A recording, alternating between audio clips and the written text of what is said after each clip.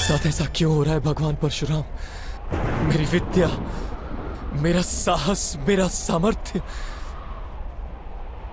सब क्यों छूट रहा है मुझसे? ऐसा क्यों हो रहा है भगवान परशुराम? अंगराज कर्ण, भगवान परशुराम के शब्दों को स्मरण कीजिए। जो विद्या नीति के मार्ग पर चलकर प्राप्त की जाती है, संकट के समय में साथ छोड़ देती है। ये भगवान परशुराम का श्राप नहीं अंगराज, प्रकृति का नियम है। किंतु मैंने अथक श्रम किए थे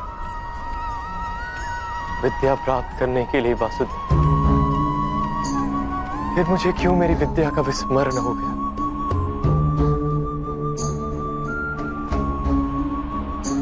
विद्या प्राप्त करने का प्रयत्न आपने क्यों किया था अंगराज? क्या विद्या का महत्व जाना था आपने?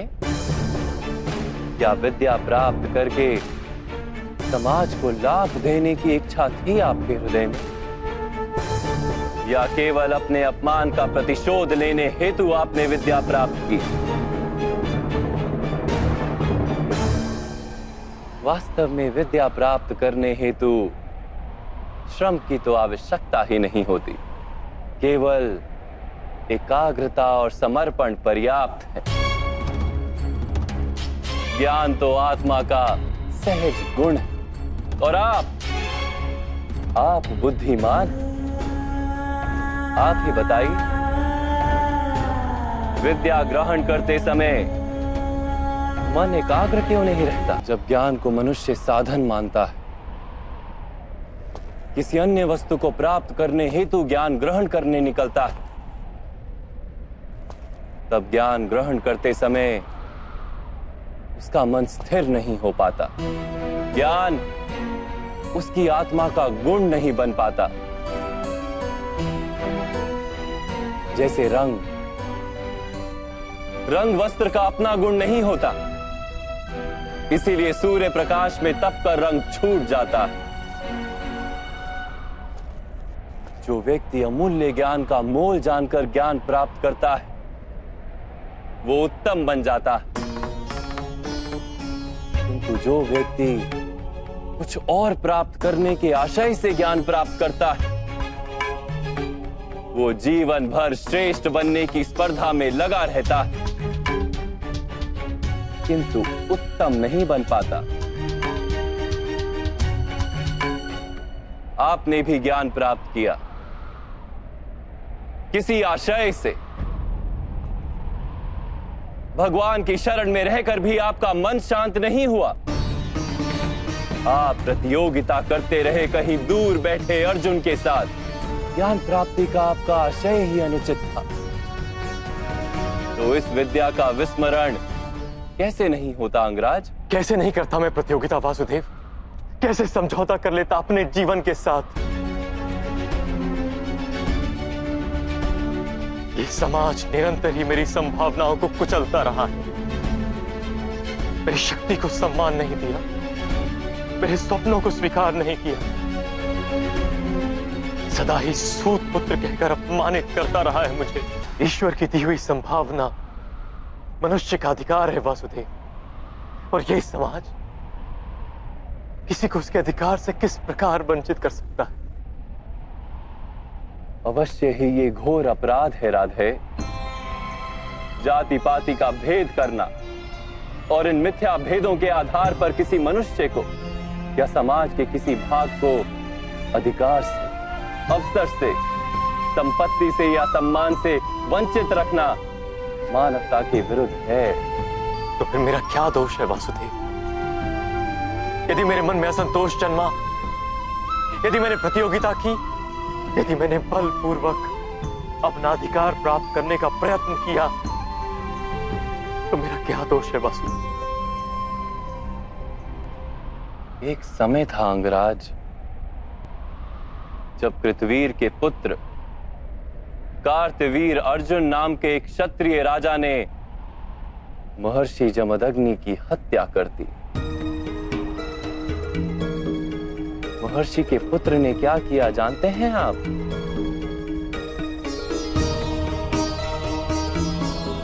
उन्होंने अपनी पीड़ा में भी विचार किया कि क्यों उनके पिता महर्षि जमदग्नि की हत्या की गई, कहां फैला था अधर्म। उन्होंने अपनी पीड़ा का विस्मरण कर दिया, समग्र समाज की पीड़ा को अपना लिया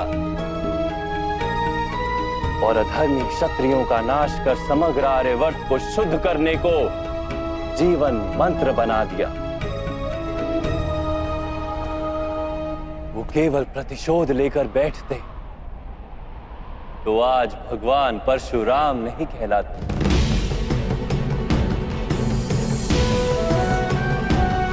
हाँ राधे, आपको जो दुख और अपमान मिले वो वास्तविक थे, किंतु आप उन्हें अवसर बना लेते तो समाज का उद्धार होता और आपका कल्याण होता।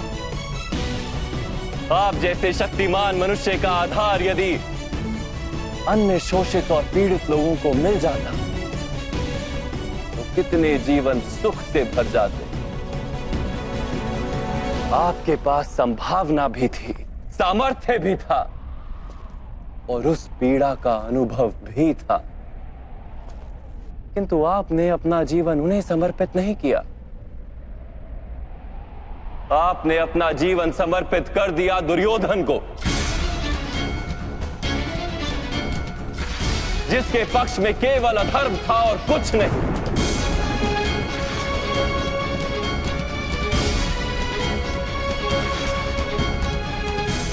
अब देखिए अपनी स्थिति,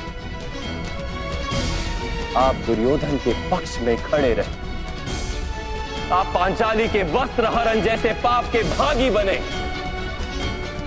आप अपनी माता का सम्मान नहीं कर पाए, अपने ही भाइयों के 2-2 पुत्रों की हत्या की आपने,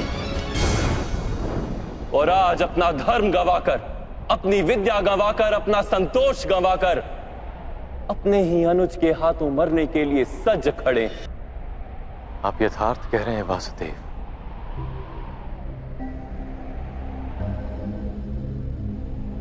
किंतु मैं मित्र दुर्योधन के उपकारों का विस्मरण नहीं कर सकता। कौन सा उपकार राधे? क्या आपसे मित्रता करने के पश्चात दुर्योधन ने समग्र हस्तिनापुर के सूतों और पीड़ित मनुष्यों को विद्या का अधिकार दे दिया? क्या उसने सारे पीड़ित और शोषित समुदाय को अपना लिया? नहीं, नहीं राधे, उसने केवल अपने लाभ हेतु आपसे मित्रता की। आपके हृदय में अर्जुन के प्रति जो प्रतिस्पर्धा थी, उसके कारण आपसे मित्रता की। यदि आपने अपने दुखों का त्याग करके समाज के दुखों को अपनाया होता तो दुर्योधन की मिथ्या मित्रता का सत्य आप जान पाते। यदि दुर्योधन के हृदय में उपकार की भावना होती तो आप उसके माध्यम से संसार के पीड़ितों को लाभ करवा पाते। वास्तव में उसे सारे अधर्मों और अपराधों से मुक्त करवा पाते, किंतु आपने सत्य जाना ही नहीं। आप पर किए गए उपकारों का वास्तव में कोई मूल्य ही नहीं था। मैंने जीवन भर पीड़ितों और वंचितों को दान दिया है वासुदेव। अपनी संपत्ति में से अपने पास कुछ भी नहीं रखा। धन दान का वास्तविक लाभ दानी को होता है, दान प्राप्त करने वाले को नहीं। आपने यदि अपने सामर्थ्य का उपयोग अपने जैसे पीड़ितों को स्वतंत्रता दिलाने के लिए किया होता तो सबको लाभ होता राधे।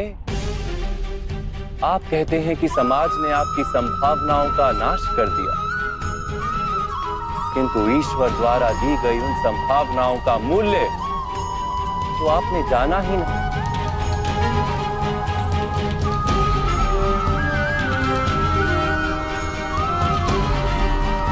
एक सत्य जान लीजिए,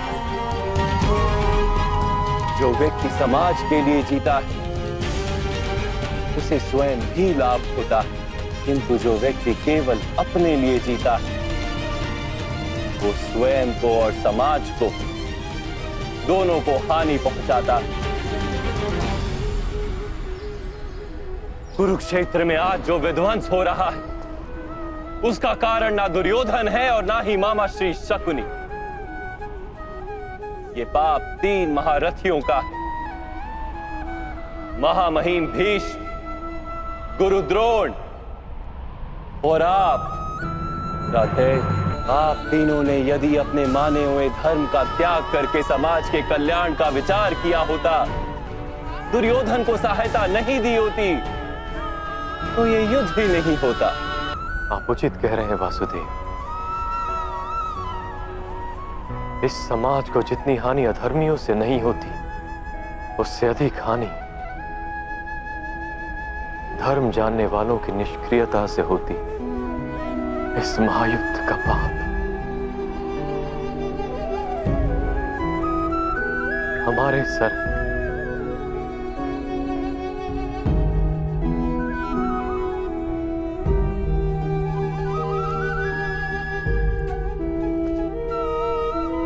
अब समय है राधे, अपने दुखों को भूल जाइए, अपने अधर्म का त्याग कीजिए और अपनी मृत्यु को स्वीकार कर लीजिए। इसी में समाज का और आपका कल्याण है राधे।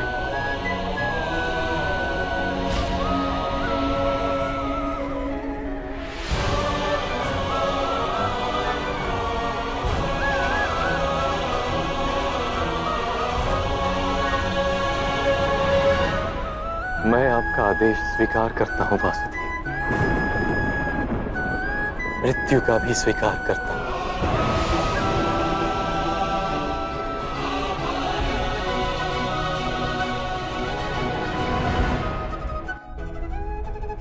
मेरी माता कुंती से कहिएगा कि वो मुझे क्षमा कर दे, और पांचाली से कहिएगा मैंने अपना रक्त बहाया है, उसके अपमान के लांछन को धोने के लिए। बस एक प्रश्न है वासुदेव, क्या मेरे सामर्थ्य का परिचय कभी भी नहीं हो पाएगा?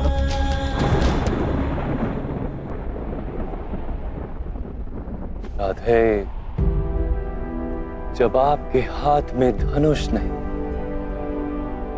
आपके रथ का पहिया भूमि में धंसा और आपको अपनी विद्या का विस्मरण हो गया है, ऐसे अवसर का लाभ उठाकर आपका वध करना पड़ रहा है। क्या यही आपके सामर्थ्य का प्रमाण नहीं?